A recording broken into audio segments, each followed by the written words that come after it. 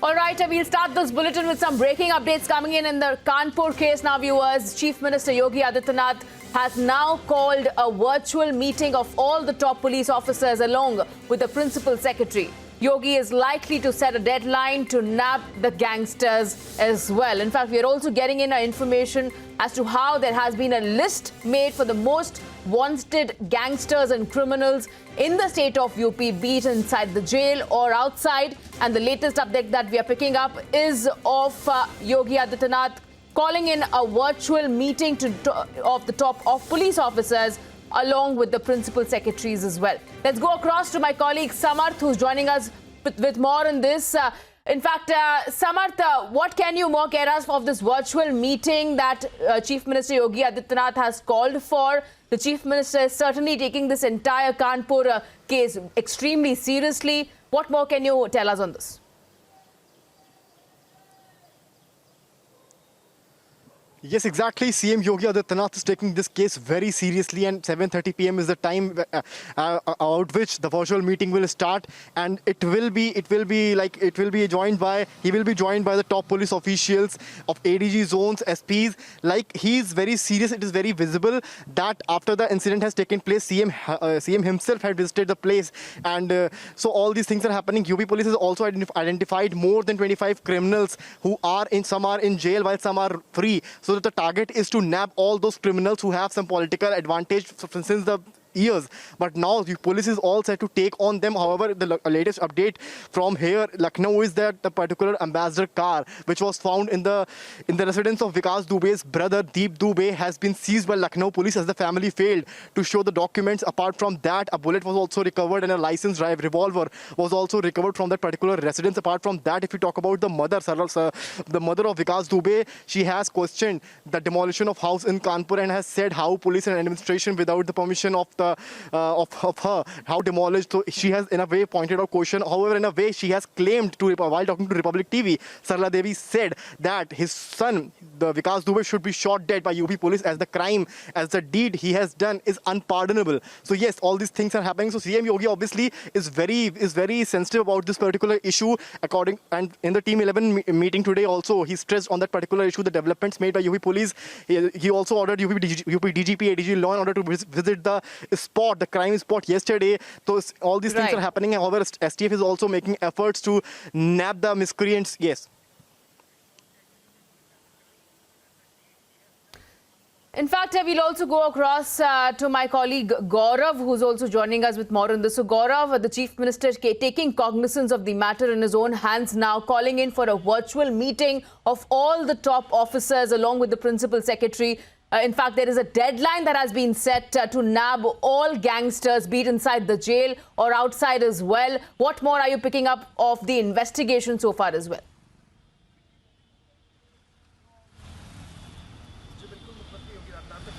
संज्ञान में लेते हुए लगातार एक वर्चुअल कॉन्फ्रेंस के इसके जरिए एक लिस्ट तैयार कराई गई है। जो भी अपराधी हैं, हिस्ट्री शीटर्स हैं, पुराने जो अपराधों में लोग हैं, जो बेल पर बाहर हैं या किसी तरह से जो भी बाहर अपराधी हैं, उनकी एक लिस्ट तैयार करी गई। इसमें भूमाफिया भी है, कई ऐसे हैं जिनको राजनीतिक कई संगठनों का एक तरह से संरक्षण प्राप्त है, उनकी एक लिस्ट बनाई गई है और इनकी खिलाफ सख्त से सख्त कार्रवाई के लिए अब ये बात आ रही है सामने। आपको बता दें, जिस तरह से अगर बात की जाए, विकास दुबे जो कि बाहर था, बेल पे बाहर था और एक 60 मुकदमे इस पर तकरीबन चल रहे थे, एक बड़ा हिस्ट्री शीटर था, एक बड़ा अपराधी था। उसके बाद से वो बाहर खुले ऐसे घूम रहा था, जिसके चलते ये दुखद घटना को जिसने अंजाम दिया। उसके बाद से आपको बता दें, योगी आदित्यनाथ ने एक्शन लेते हुए एक लिस्ट तैयार कराई है, जिसके जरिए जो भी अपराधी हैं इनकी एक लिस्ट बनाई गई है और लिस्ट के बाद इन पर सख्त से सख्त कार्रवाई की जाएगी। Back to you.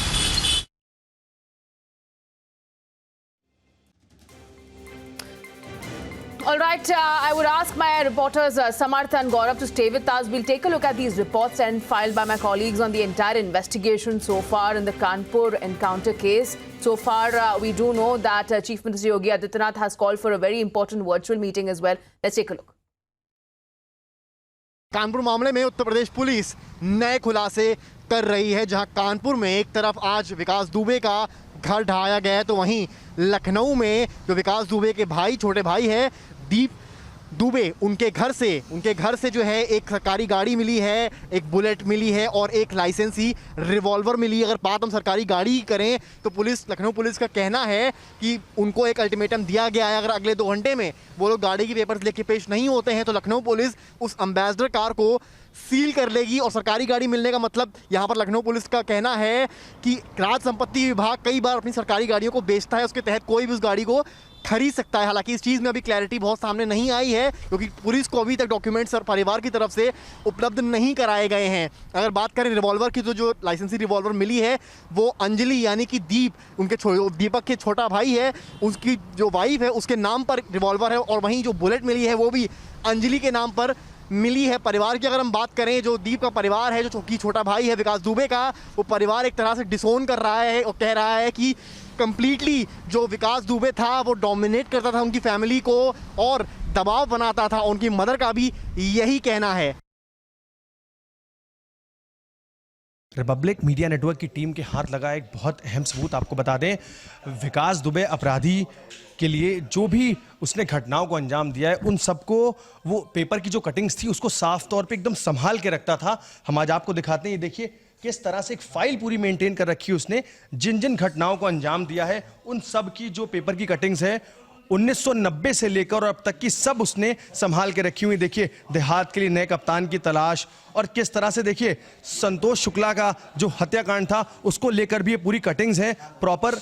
ये देखिए पुराने 1990 के दशक से लेकर के अब तक की सारी कटिंग्स उसने संभाल के रखी। जिन जिन घटनाओं में उसका नाम था, जिन घटनाओं को उसने अंजाम दिया, जो भी उसका आपराधिक इतिहास की अगर बात की जाए तो सारी कटिंग्स मौजूद हैं कि देखिए किस जो दशक की बात हो रही तब से बराबर जो उसका आपराधिक इतिहास है वो इन अखबारों की कटिंग्स में कैद है और ये पूरा उसको संभाल के एक मोटी फाइल बना के इसने रखा हुआ। किस तरह से जो वर्जन इसके खिलाफ निकलते थे और किस तरह से अगर बात की जाए पंचायतों में जो इसकी दबदबा था वो सब इन फाइलों में मौजूद है। तो बता दें एक अहम बहुत बड़ा सबूत कह सकते हैं जो रिपब्लिक मीडिया नेटवर्क के हाथ लगा है, जिसमें साफ तौर पे इसकी पूरी हिस्ट्री उसमें मौजूद है, जिसमें देखिए आप तस्वीरों में जो कटिंग्स है पेपर की वो साफ बयां कर रही हैं किस तरह से जो दहशतगर्दी का एक माहौल रहा है वो शुरू से अब तक मेंटेन रहा है। आपको दिखा दें, ये देखिए ये एक इसका जो डॉक्यूमेंट हाथ लगा है जिसमें देखिए निर्मल ग्राम का पुरस्कार का जो है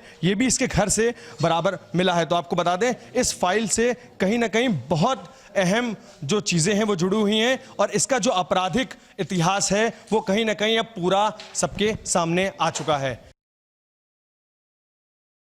All right, we have some more breaking updates that we are picking up. Republic has now accessed proof of the gangster Vikas Dube's political links this time. A poster accessed by Republic shows that Vikas Dube's wife contested the Zilla Parishad elections on SP ticket way back in 2015. So this shows there have been now political links to the entire gangster's history as well. Let's go across to my colleague Vivek, who has more on this. So Vivek, several sensational angles are coming up in the entire Kanpur incident. Now it shows that the history sheet of Vikas Dube's wife, Richa Dube, had contested the Zilla Parishad polls with the support of Samajwadi Party.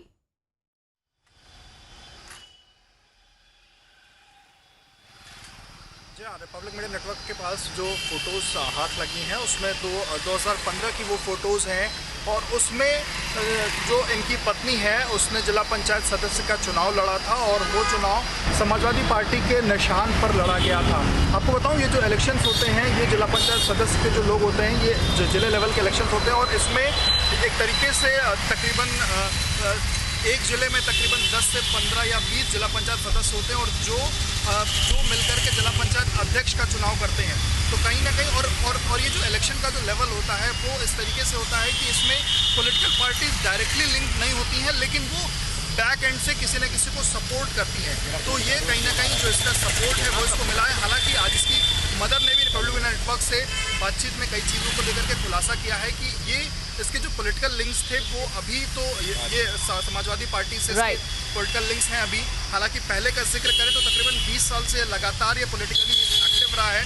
सबसे पहले BJP से भी इसके link रहे हैं, उसके बाद ये जब 2007 के बाद जब बीएसपी की गवर्नमेंट आ गई तो फिर ये बीएसपी में चला गया था, बीएसपी से इसके लिंक थे।